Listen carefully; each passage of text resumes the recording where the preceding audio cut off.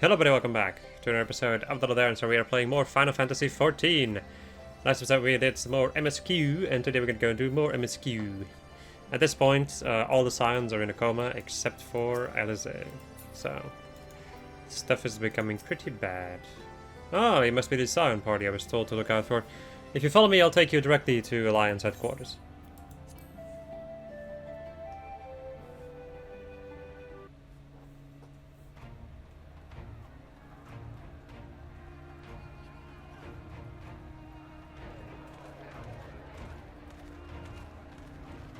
Just ignore all the background noise that's happening. For some kind of reason, people want to make noise at this hour.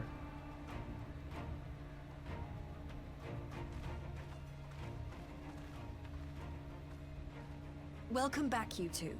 Greetings, Lord Hien. Glad you could join us. Glad to be here.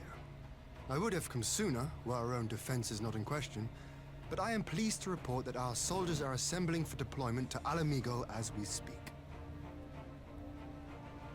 We're grateful for your support. Thanks to the efforts of our allies, it won't be long before we've established defensive positions on this front as well.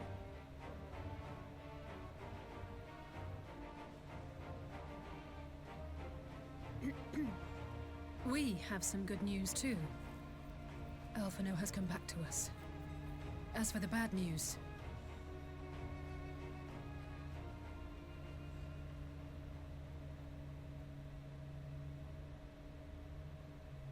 So, Alphino won't wake up. Gaius van Baelsar is alive and hunting Ascians, and the Empire is planning to poison us all with toxic gas. Does that sound about right?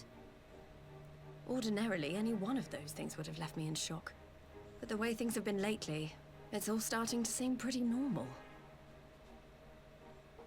Getting back to your report, are we sure this Black Rose is the weapon Maxima was talking about? It fits the description. And it seems we have Alphino to thank for sparing us an early demonstration of its effectiveness. I have a feeling this won't be the last time his bravery in the Empire will serve us here in Eorzea. The threat of an unknown weapon has had us all on edge.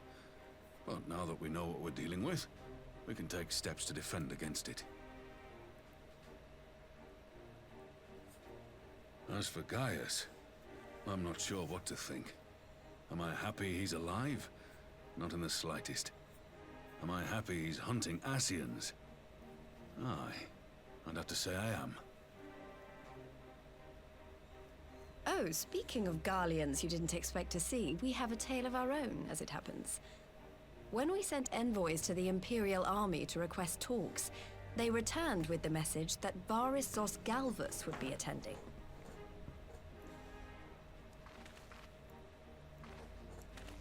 The Emperor himself. Well, Varus did sanction the Popularis peace mission.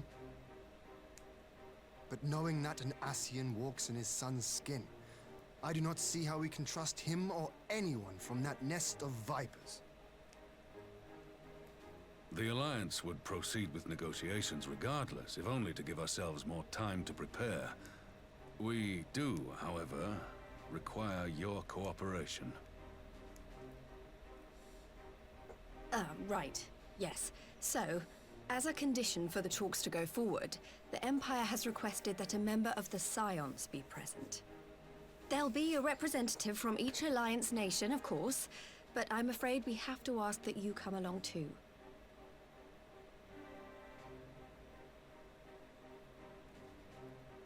gods, Lise, you know how much I hate politics. But then, what choice do I have? Alphino and the others aren't going to do it. Very well. I shall attend as the Scion's representative.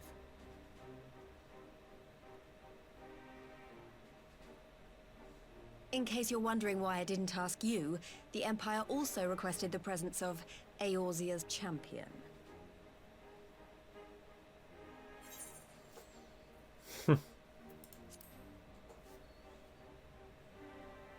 That's settled then. We don't know what Varus means to bring to the table, or why he wants you there, but having you close at hand will make all the difference. The meeting will take place on the border. Anticipating an early assault, we mean to position the bulk of our forces nearby.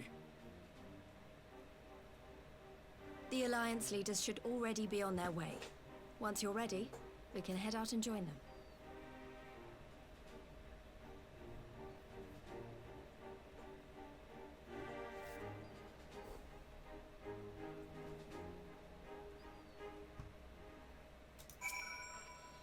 Well, I don't suppose it's polite to keep an emperor waiting too long, shall we?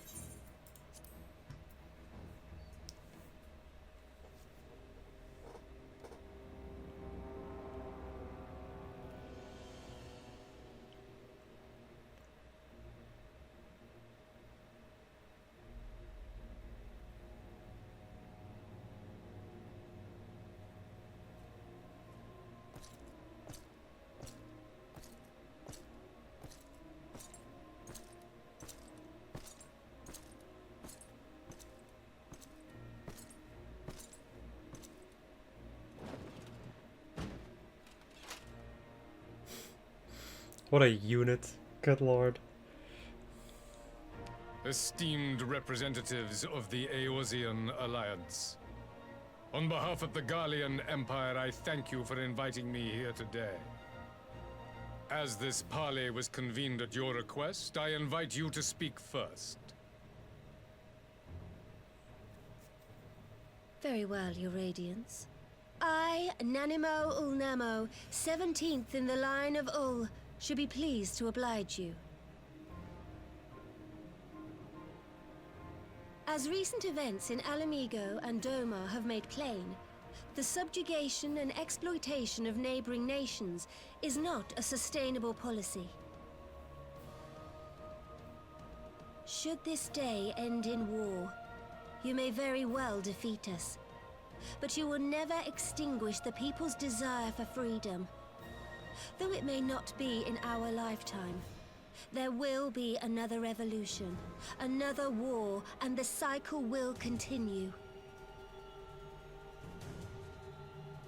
Doma has entered into a concord with the nations of Eorzea, a partnership wherein we recognize one another as equals.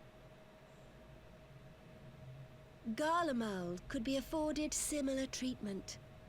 You need only set aside your ambitions and join us in paving a path towards peace.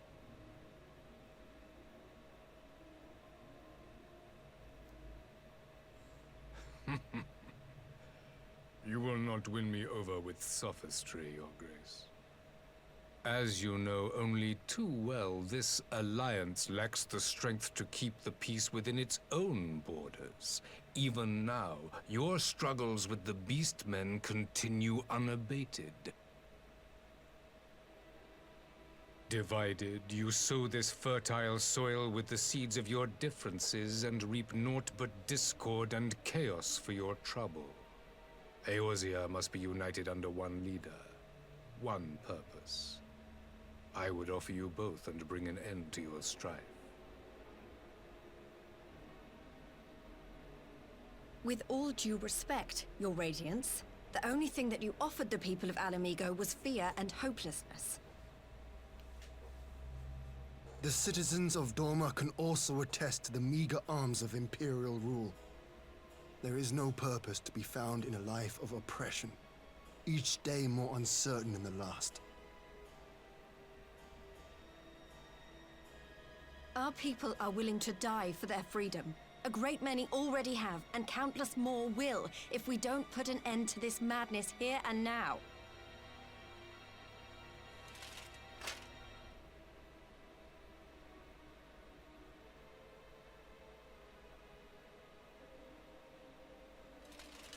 We brought order and stability to your lives. This madness and bloodshed is of your own making. You broke the peace, not Garlemald. Peace. Order. You kill our peoples, despoil our lands, take everything that is ours. And what? You expect us to lick the boot that grinds our faces into the dirt?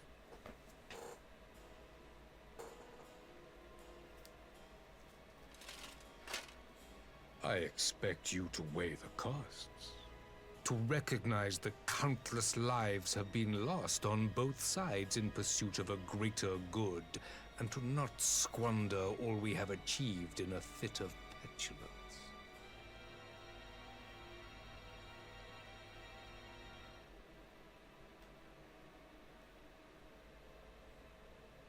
Your Radiance.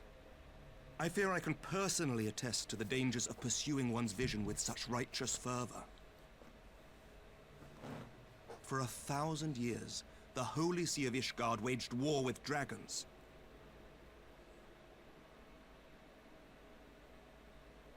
A 1,000 years of sacrifice, of sorrow and hate, in which we bathed in the blood of friend and foe alike. Had it gone on any longer, we may well have drowned. Yet we have chosen to raise ourselves out of this bloody spiral, and have since made peace with our former enemy. So I understand. No doubt the dragons were more receptive to your overtures in the wake of their leader's demise.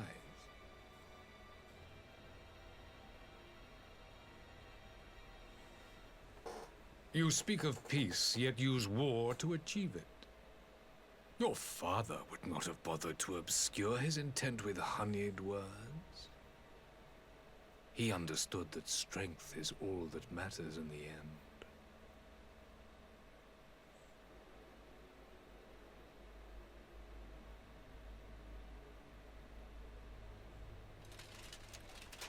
Without his clarity of vision, I can but wonder what will become of Ishgard and her people.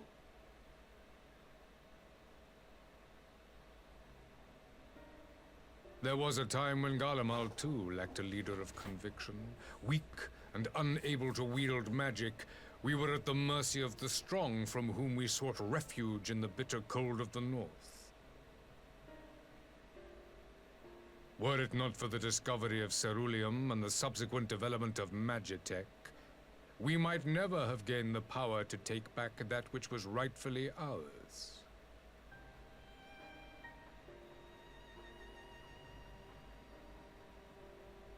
You speak as if your people were the first to have been driven from their homes.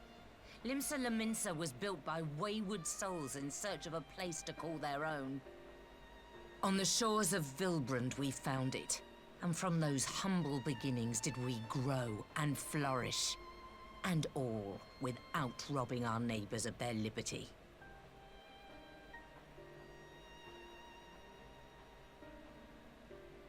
So saith the pirate. Am I to believe that you simply asked the kobolds to yield up their lands and that they were happy to oblige you?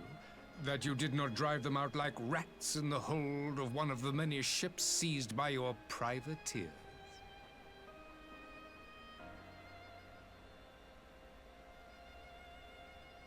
I will concede that after centuries of exile, reclamation may be mistaken for invasion.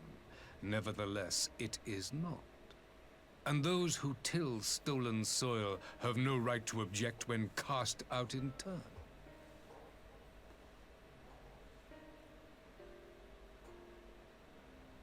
Your uncompromising nature rivals that of the Ixal. They too lament circumstances which they themselves perpetuate. Were they but to embrace peace, we would welcome them with open arms. Indeed, some few have done just that, and now receive of the 12's Wood's bounty.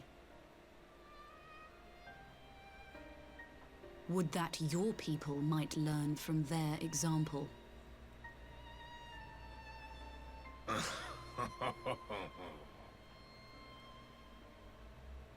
You dare compare us to the Birdmen? You who thought to invoke the 12 and threaten all of creation?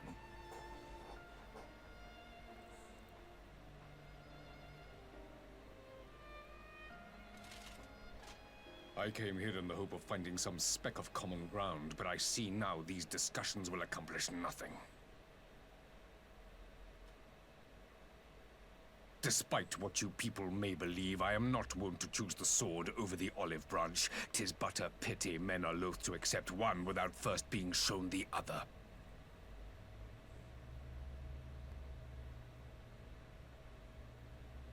Wait! I beg you. This meeting was supposed to be a chance to find a way forward together, not to bemoan the missteps which brought us here. Please. If you truly consider violence a last resort, there must be a way we can come to an agreement.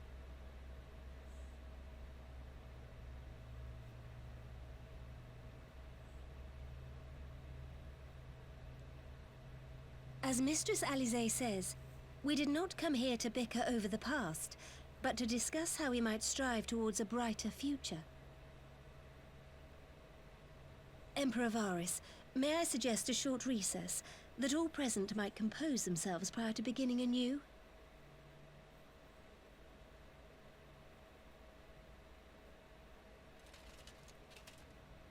Very well. I pray this intermission will suffice to move these talks in a more constructive direction.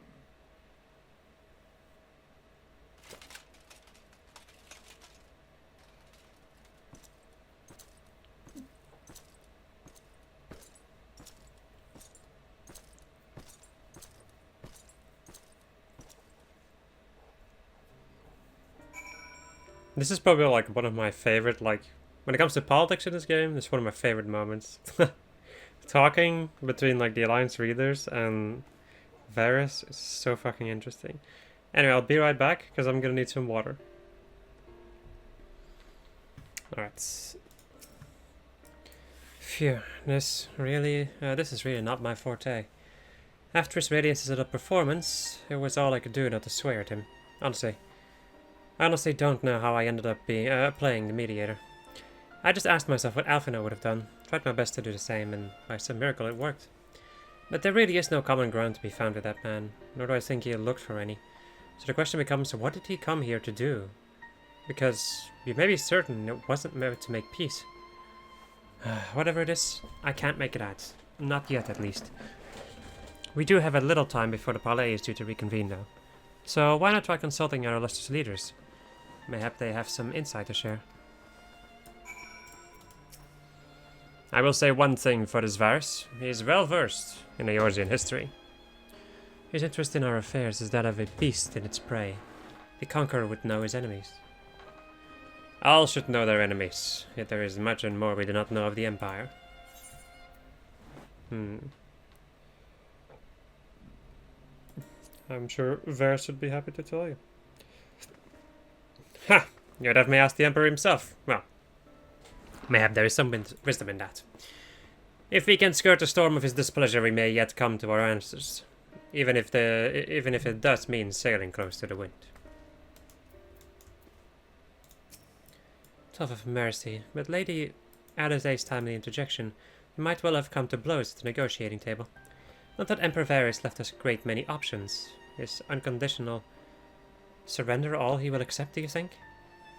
Ere we arrived, I'd have said yes, but having heard him speak, I cannot help but think he came with some other end in mind.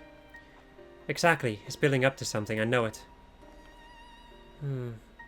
How then should we approach the rest of the Parley? Have you anything to say, Warrior Flight? Say nothing of Xenotea. Invite Varys to explain himself. But if he is more apt to reveal the truth if you put him at ease, mayhap you're right. Thank you, then. This Parley was never like to bring peace, but I had hoped to learn something of Emperor Varys' relationship with the Ascians. As did we all, yet if he is in league with them, he is not like to volunteer the fact. And if he is not, how much weaker would his position seem for their presence if he were to broach that particular subject? It would need to be subtle. Would I knew more of the man. If you would indulge me, Lord Hien, you received an imperial education, did you not? Is it true that the Emperor's will is considered absolute? There's no higher authority in all of Garlemald, nor else in the heavens, come to that. Veneration of the gods is forbidden, the only worship permitted being that of his Radiance's own person. Sounds suspiciously like a religion in itself. I share your disdain for their hypocrisy, even as they denigrate the idea of faith. They revere their leader with a fervor others are reserved for the divine. 'Tis a flaw common to much of the doctrine they fed us, logical on the surface perhaps, but contradictory upon closer examination. I wonder if a discussion of various discrepancies might prompt Varys to reveal something. We spoke about everything then, everyone then? Good. Now, all that remains is to await the pleasure of the Emperor, and hope we fare better at a second attempt. Hearing all those metal plates just Now dying. then, who would have the floor? Before we resume, I wish to offer you an apology. After you graciously accepted our invitation to discuss an armistice, we have done naught but rebuke you at every opportunity. I believe I speak for all of us when I say we are deeply sorry for our discourtesy.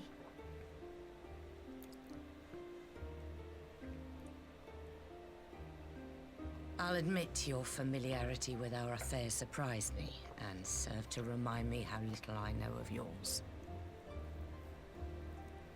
I think all here can understand the desire to reclaim one's homeland.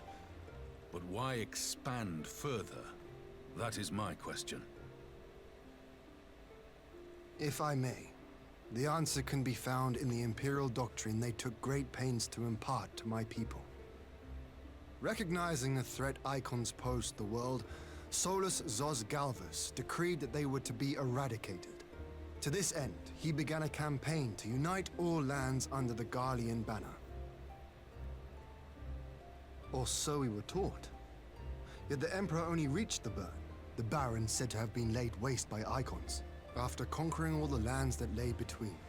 What is more, I am quite certain the practice of summoning was not nearly so widespread in the days before the Empire's founding. When you put it like that, it all starts to sound like an excuse, doesn't it? But to distract from what? Why are you really waging this war?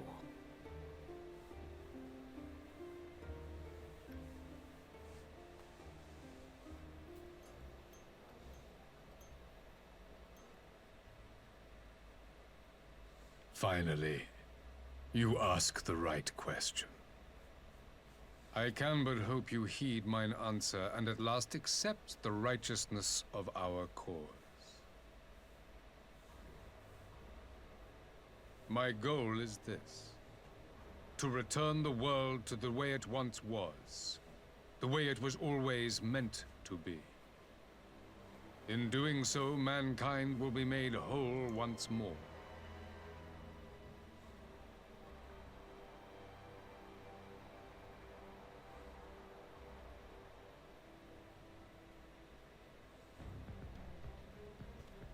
No longer will we suffer from the dissension born of our differences. There will be but one race, a perfect race, as we were when time began. What in Rorga's name are you talking about? I am talking about the origins of this star, of the source and its 13 reflections. At the instant of the great sundering, 'twas not only the world that was shattered, but mankind itself. Thus were we divided into myriad races, each with its own unique imperfections. That is why man looks upon his neighbor and feels fear and hatred, why he wages war, why he kills his brother. You all in your own way have proven as much today. The peace you seek is but a fleeting solution to a fundamental problem. One which calls for more drastic measures. To bring about everlasting peace, our worlds must be rejoined.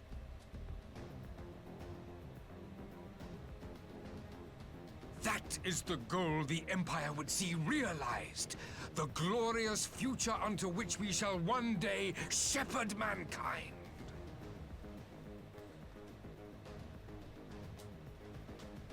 A rejoining of worlds. I have heard this tale of the source and its reflections before. Are these not the selfsame desires as the Ascians? Emperor Varys, do not trust in their words. They will lead you to your doom. My father thought to use them, but in the end he succumbed to their temptations. He embraced summoning like so many other pawns before him. Do not tell us you mean to do the same.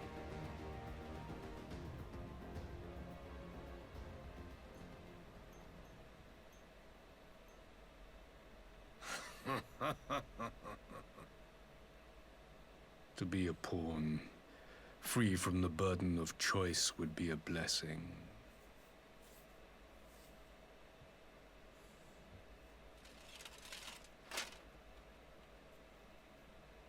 But I forswore that privilege the day I learned that the Garlean Empire was built by the hand of an Ascian. What?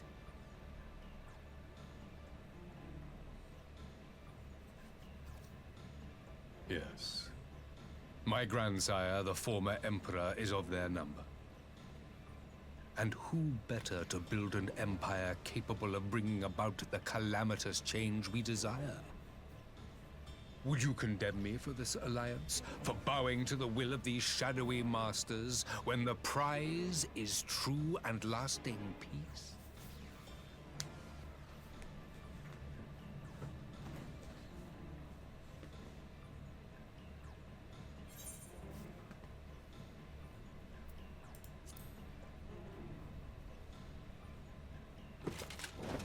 I come not to conquer, but to liberate. To free man from the prison of divergence. Imagine a world united. One perfect race beneath a single standard. Man, doesn't this remind you of An army before whose something in might history? these servants of darkness and light would fly as leaves in a storm, never again to meddle in man's affairs. We would be the masters of our own fate. I bid you join me, not as subjects of Garlemald, but of a new nation. And together we shall win freedom for ourselves and generations yet unborn. You want to trigger another half-dozen calamities? You can't be serious!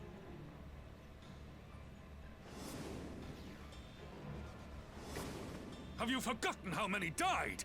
There will be no one left. Do you truly imagine we would aid you in your bloodletting?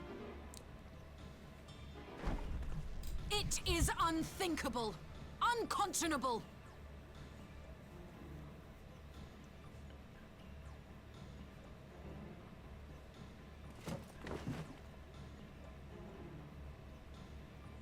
And what is the alternative?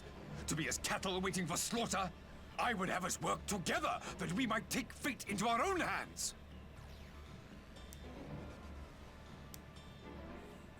Into your hands, perhaps.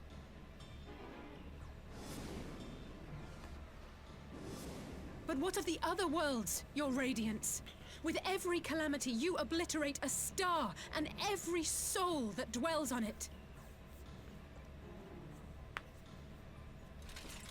To the Ascians, we are all but tiny, momentary specks within an indifferent universe. We cannot hope to oppose them until we have been made whole once more.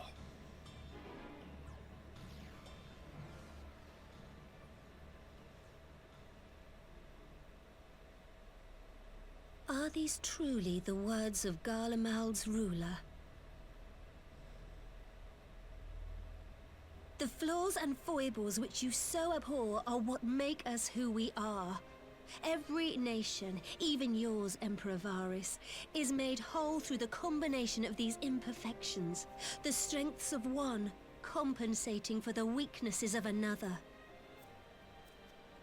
While it is true that man succumbs all too often to anger and avarice, he may yet overcome his baser instincts through the forming of bonds with others, fostering community and cooperation.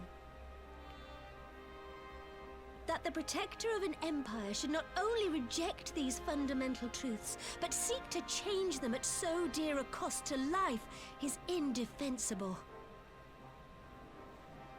Such a man is not fit to govern.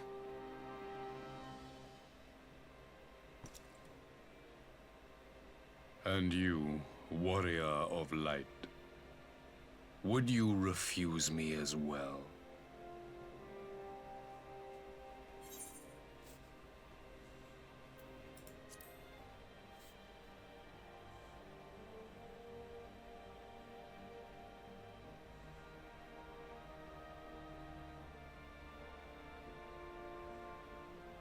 It would seem the Alliance is of one mind on this matter.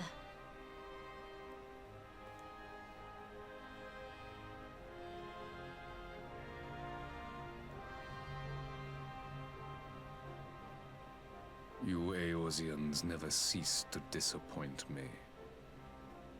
Though I suppose I have only myself to blame for expecting more from savages. This discussion is at an end. I bid you make ready for our next meeting. It will not be at the negotiating table.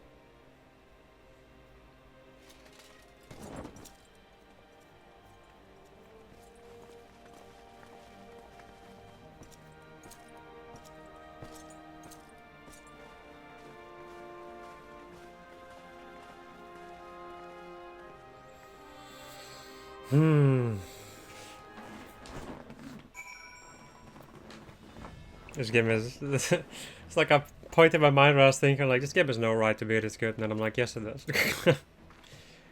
Came to find Doma's advanced party ready and waiting for battle. So, as worrying as our little chat with the Emperor was, it did buy enough time for at least some of our allies to arrive.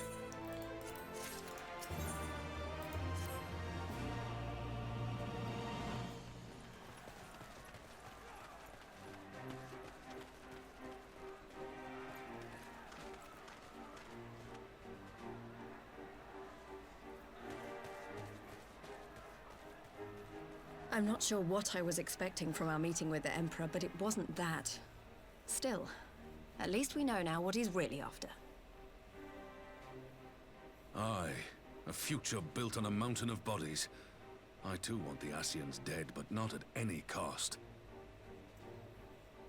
The last of the reinforcements from Dorma arrived not long ago. I pray it will be enough. Given the Emperor's stated goal, this is a battle we can ill afford to lose.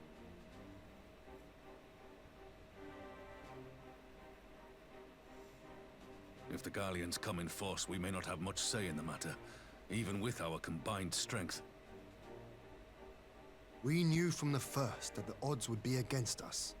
But if there is even the slightest chance of victory, we must do everything in our power to seize it.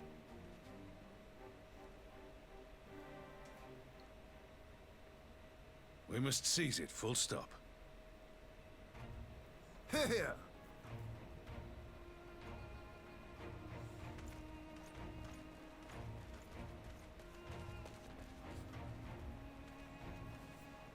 The two of you are to join an irregular unit and support the main host. I won't bother asking if you're minded to fight.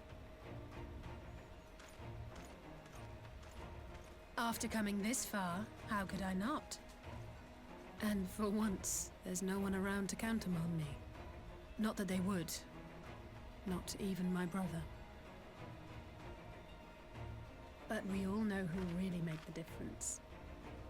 Ready to frighten some Garleans? I'm gonna burn them to ash. I wouldn't want to be on their side.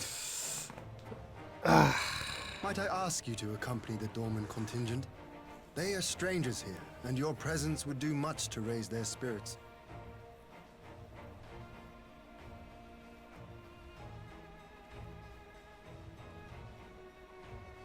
We would be honored. When our people stride out with you in their midst, I dare say the Eorzeans will feel an ilm taller themselves. High spirits have a way of spreading. What I wouldn't give to join you. But my duties as field commander will not allow it. I'll leave the front lines in your capable hands.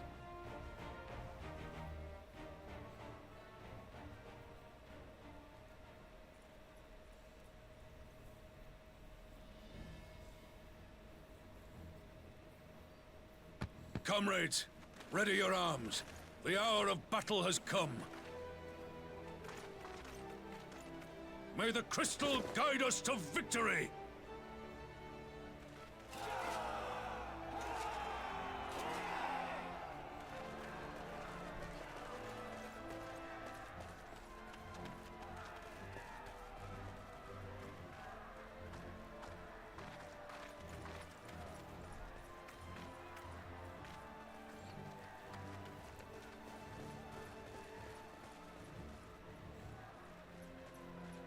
Since the others couldn't be here, we'll have to fight twice as hard.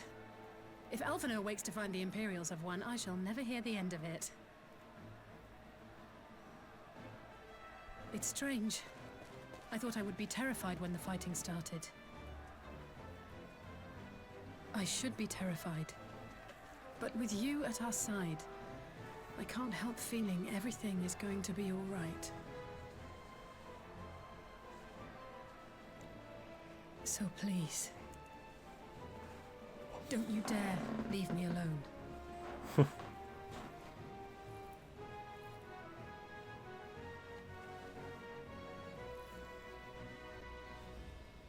No matter what happens, we have to survive together.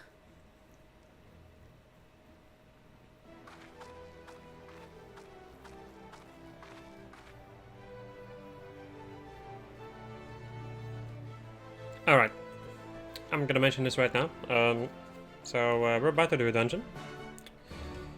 And there's gonna be some stuff afterwards, so this episode will be a little bit longer. But it's all in the essence of being able to finish the base story of Stormblood in the next episode. That is the idea. So, I will meet you guys right here, once I have myself a party. Which may take pretty long, considering the fact that I'm going to be queuing up as a DPS and it's not particularly late in the day. I will be right back. Alright.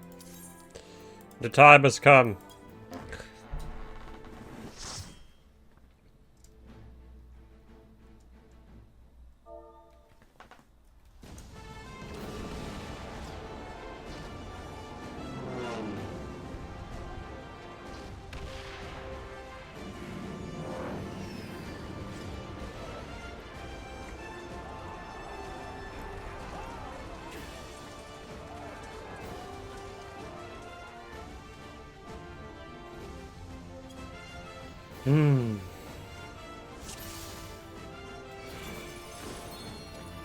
Welcome to the Gimlet Dark. It's basically World War I in here. A little crazy. This visage.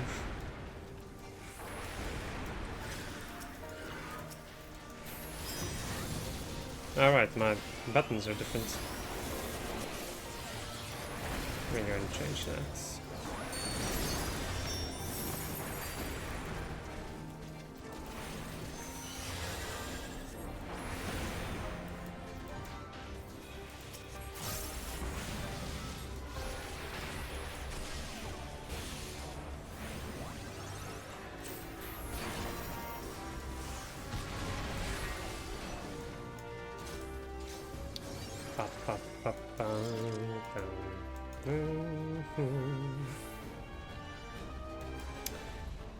The pulls in this place are kind of fine, if I recall correctly. There's nothing too crazy.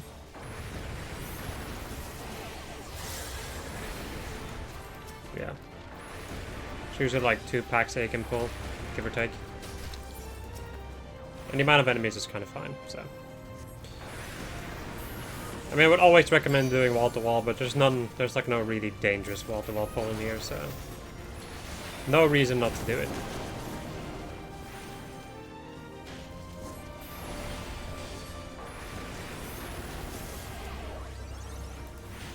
Sorry, I'm trying to remember how to play Black Mage.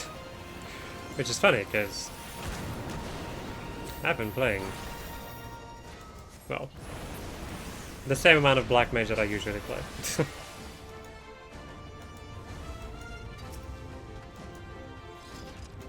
Alright, our first boy. The Mark III B Magitech Colossus.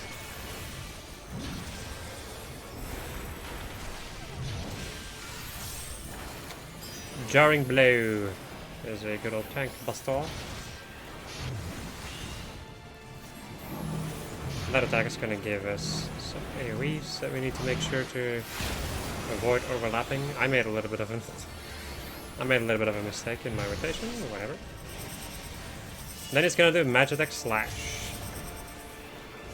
We're just going to rotate in a certain direction and do cleaves.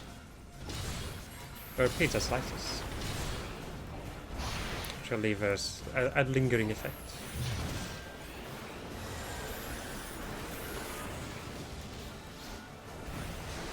Exhaust, just a good old line AoE. Cerulean Velt? No, Vent. Right damage.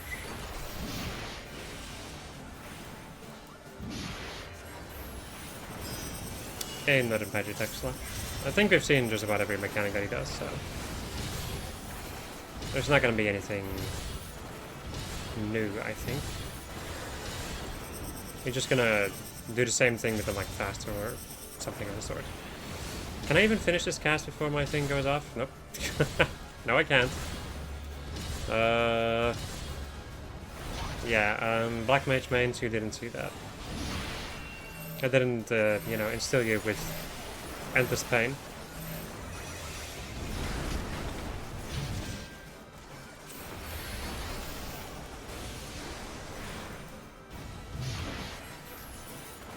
I thought I had my Swift cast, but no. Joke's on me, I did not. Right,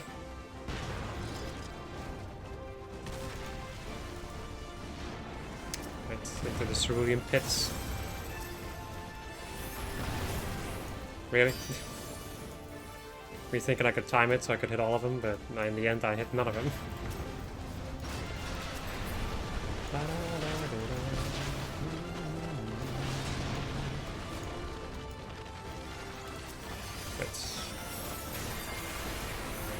It doesn't seem like a bad time for ley lines.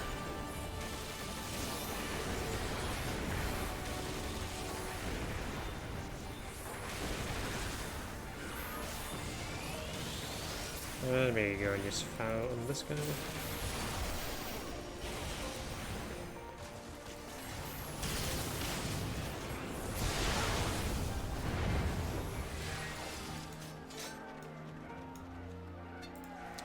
Yempers into the thick of it. With Pippin and Miss.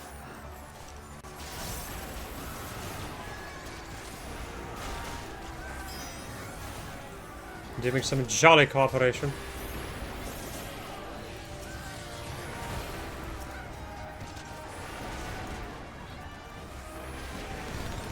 Hey, the Scorpion's back.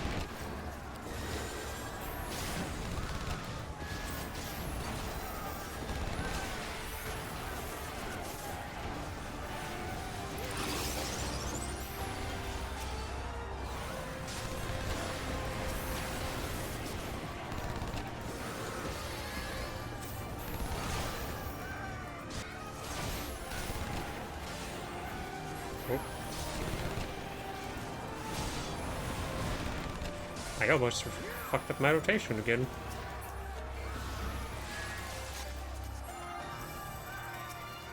And then there's this guy. Everything's fine until this guy arrives. You will see in a moment what I mean. Nitro Spin, Great White, which will also put puddles, and not puddles, which will just turn the outside of the arena into a bad place. And as you can see, this is why I don't like this boss. He just digs away and shoots out a big old laser. But during that time I can't do any damage to him. And that's why I don't like him. Because this is like one of those bosses that just ruins your rotations. Unbreakable Kermit. Kermit drill. A Kermit drill. Just a tank bester. Needle gun.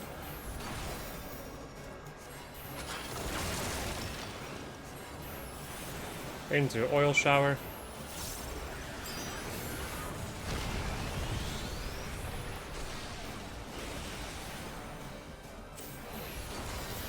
Another Night Wisdom.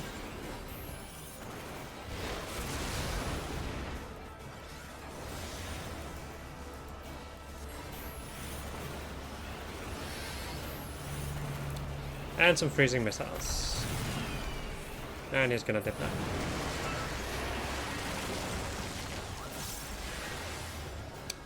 We're gonna have this happen now. And another hole. Or another laser, whatever. This lingers for a little bit, by the way, so if you run back into it, you're gonna get damaged by it. And it does a pretty decent amount of damage, if I recall correctly, so... You would rather not want to get hit by that if you can avoid it. Well, there we go.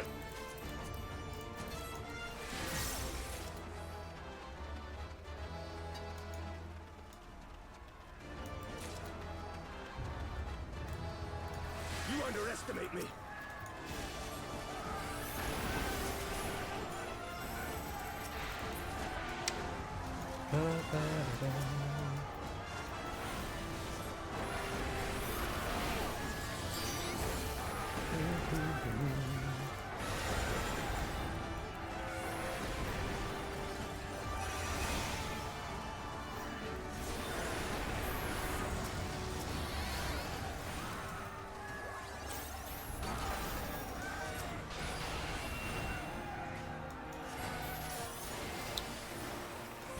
Here comes the boy. Whatever, may as well use ley lines. This guy's beefy enough, I think.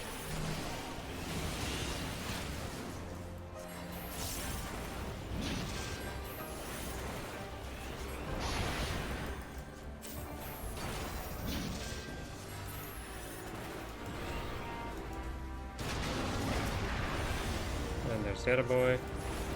Try to get as much out. Okay, they're gonna stay here. So I can use my ley lines to their fullest potential. Oh yeah, we're gonna do this. I keep forgetting about mana fonts. They changed it recently. Well, during, like, with Dawntrail. They changed it. I mean, you were supposed to use it before, but I didn't use it before because, well... I didn't think it particularly worth it.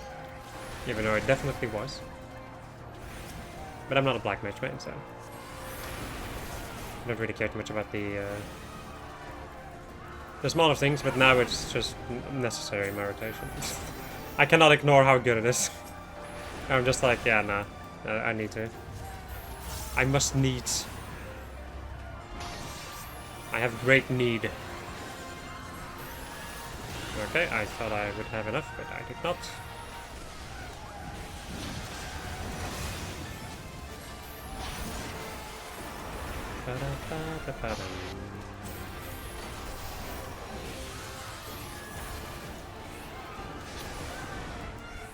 Right, and then there's another boy.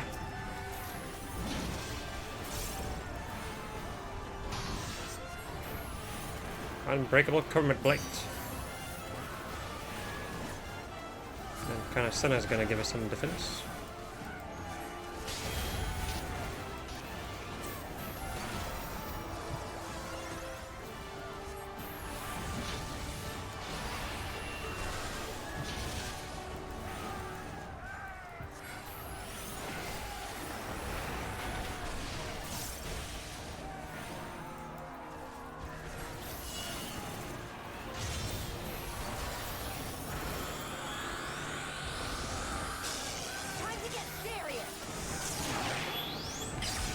Nice.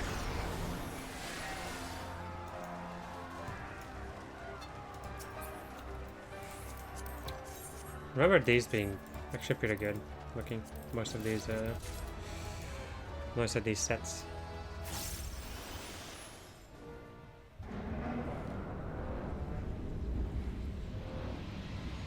Really? It's the pull, huh? Okay.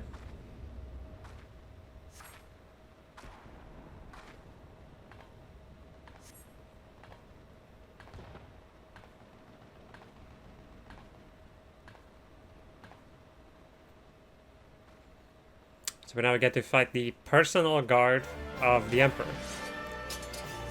The two that were with him basically the entire time and know all the secrets of Yarlamal, including Solas's situation. Anyway, what happened when I wasn't here, I don't know. Anyway, mechanics happen. I couldn't explain you which ones because I didn't see them. And I sure as heck don't remember everything of this fight, so... Damn it, I was a little too late with casting that foul.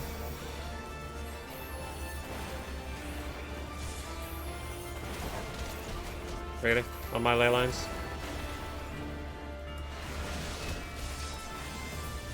If you get marked with a prey mark, you will get shot by one of the two, the one with the gunblade. And then we get a combination move. Look for the line, and just still be where the line has been. It's like a slightly larger, so a little bit of a thicker AoE. And they fucking tag out because why not? Because they do be extra like that.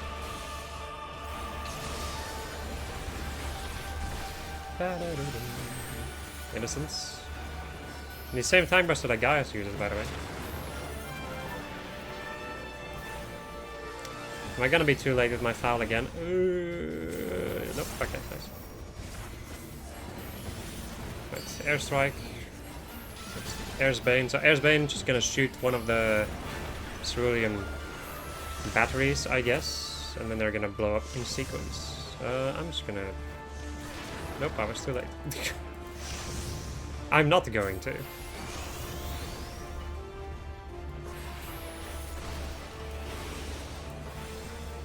Artificial Plasma is a raid fight.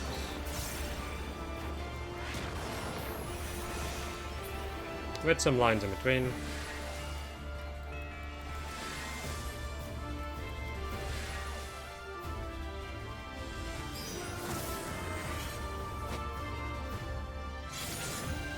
And now we get the fun of witnessing this attack twice. Together with some AoEs too. Oh, that's the healer dead.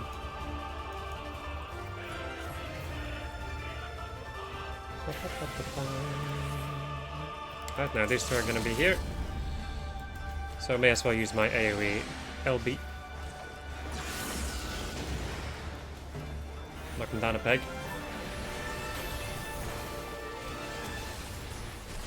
And finish him off.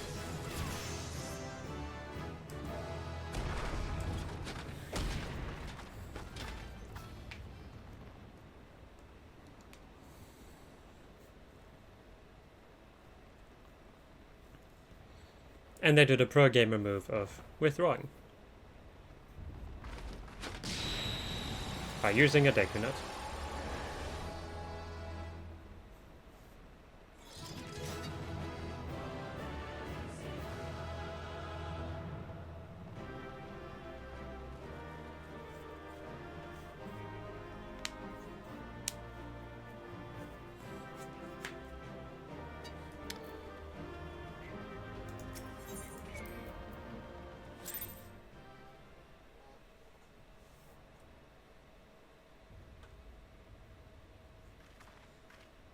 We did it!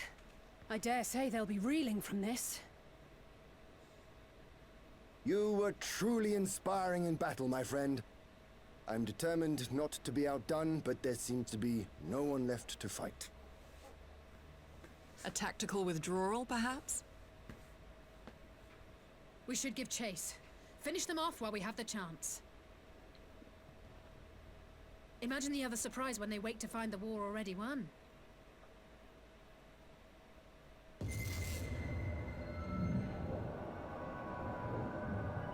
The light will expunge all life. Only you can forestall the calamity. Throw wide the gates. No! No! No! Not like...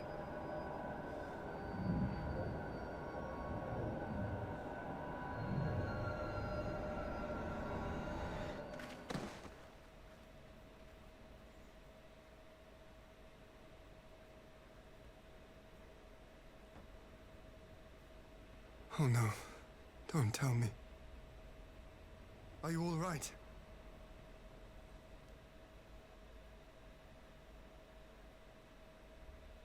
Quickly! We must get her back to the encampment.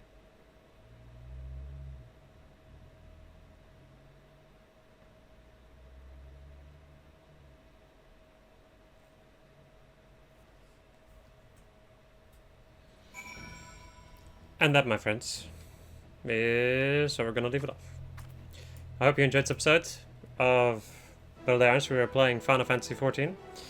And next episode, we're gonna go and see where the story will take us next. Goodbye.